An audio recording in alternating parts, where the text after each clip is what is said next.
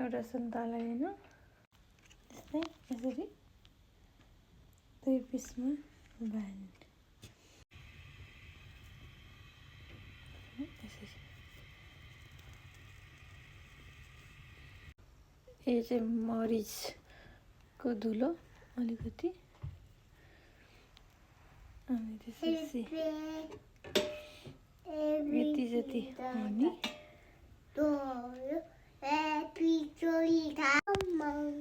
अदुवालाई नै थोरै यसरी थोरै